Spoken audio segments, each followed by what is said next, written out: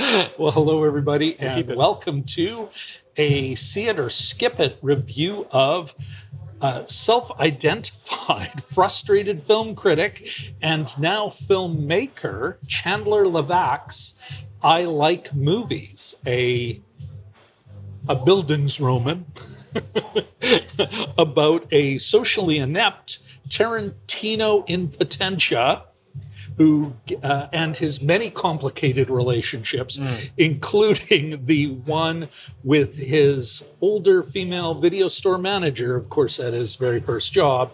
Where does a filmmaker wannabe go? They go to the video store. Video store. Of course, it's set in the 2002 Burlington, a suburb of Hamilton, Canada. Jim, who's in the movie? Oh, yes. I have that all prepared. Isaiah Lettinen plays Lawrence, our film's protagonist. Can you say that? The main character, anyway. Romina DeUgo, who is fantastic as the manager. Tanner Zipchen, Andy McQueen, Percy Hines-White, who you may have seen on Wednesday.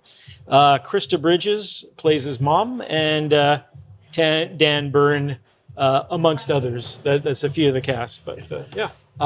Folks, we literally just saw this movie tonight. You know, as is our usual, we came to the Denny's because I'm still boycotting Tim Hortons. Screw those evicting jerks.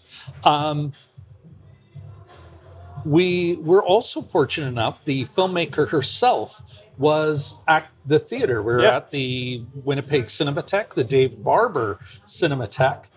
Gentleman both you and I knew before he passed. R.I.P.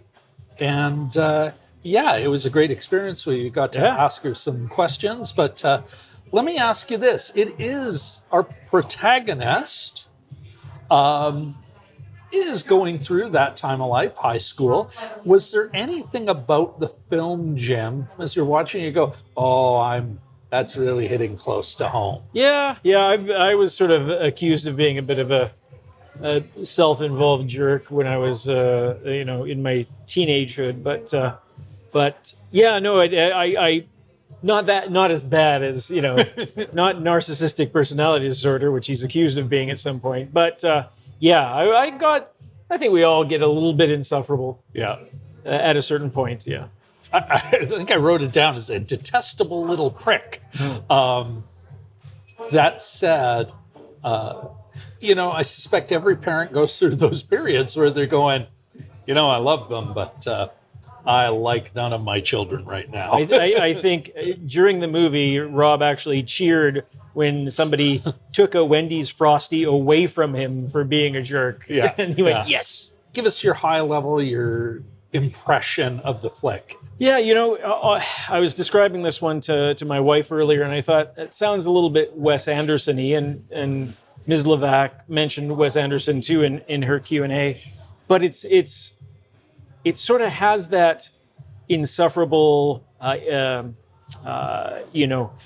young person, that aspirational that young person. Rushmore. Yeah. But with this one, there's, and it also shares some very shallow points with the blockbuster sitcom on Netflix, but that wasn't very good. This is the opposite. This sort of hits on those things, and there's emotional depth. And it's emotionally like a hard movie to watch at times. It has maybe a light log line, but it gets pretty deep. And it's funny, it's charming, but it's not without consequence for the characters. So. Yeah. Would you describe this though as a class conscious film? It talks about the life circumstances of several of the people. Our lead has a single mom, basically, and is raised by a single mom. Which does affect his school choices to a degree. Yeah. I think it flirts with class consciousness. You know what? I'm going to give, if I was doing the social nutrition checklist, I'd give it a check mark. Yeah. It's, let's say, there in the subtext. To quote the mother in a great delivery and a great moment, and this is no spoiler here, but in a great moment, it's like, well, guess what are the choices I got? She goes, it's like, You could be a nurse, you could be a teacher, you could be a secretary. And I didn't like blood. I don't like children that much. So, Krista Bridges was the mom, yeah. Oh, thank you, Krista Bridges. Thank you. And the way Levack talks about it after, I'm giving it. Yeah. It's not my perfect definition, but I thought it was pretty good. Jim, Chandler Levack's I Like Movies. See it or skip it. See it, definitely see it. Yeah, it's a good. We watched a Canadian film at Winnipeg Cinematheque, by the way, during a snowstorm. So that's, I think, a 3 for. We may not be objective, so that's. But I say definitely see it. So It's great. Yeah, absolutely. I also, for myself, definitely see it. I do love the comparison to what probably I think is just turning into my favorite movie of 2022 last year, The Fabelmans. And I love the fact that these are almost, you can watch them both in one night and you go, well, it's almost a perfect microcosm of the American filmmaker versus the Canadian filmmaker experience, because Ms. Levack even talks about how she got a grant and how she fit her movie to fit within a grant. And you can see some of that same love of film in both these characters. Yeah. While at the same time going, no, I'm watching a Canadian movie without being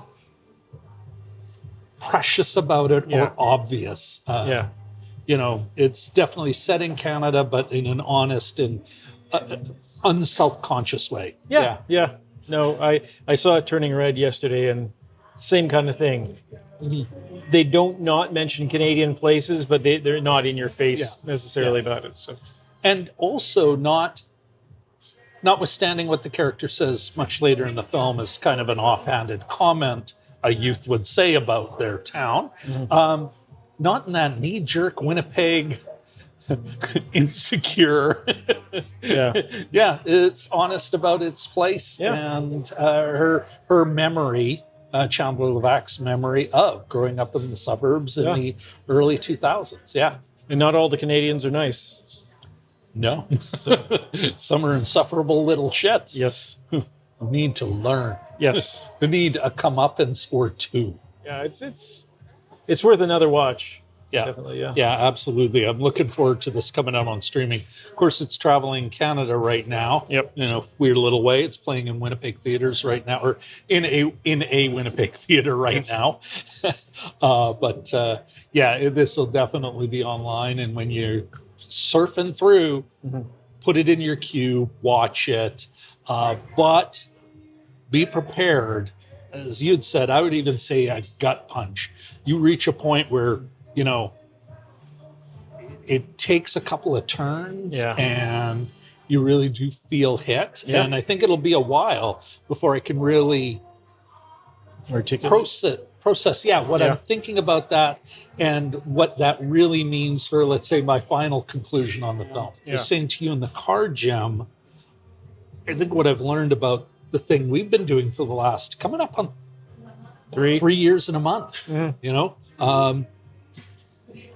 it takes me a while to really understand where a movie sits with me. Yeah. And there's been some times in a conversation where I've had one opinion out of the theater or after I've seen it, then, it kind of evolves in the first conversation. Then a week later, I'm like, God damn it. Yeah. How about you? Does that... there's movies that we watched last year that I've completely forgotten about, and there's other movies that have stayed with me. So, and it's sort of a lot of it's memory, like what you remember, lines you remember, scenes you remember, emotions that you felt that you remember. So it's a tricky thing. I often, as I said to you in the car, I often wonder which of these is going to be Criterion and which of these is going to be in the remainder bin at Walmart. So, that's always a tricky question to find out where it ends up. But you're absolutely right. Well, folks, I think that's about it. It's a double see it from Jim and I. And yeah, we've got a couple of videos to get out, but yeah, the live show will return probably next Sunday. What's the 19th. yeah, so the 19th, the live show Sunday night, that'll return, and we will announce what we'll be talking about sometime between point. today and there. Yeah. Yeah, perhaps even then. Yes. All righty. All right. Good night, folks. everybody.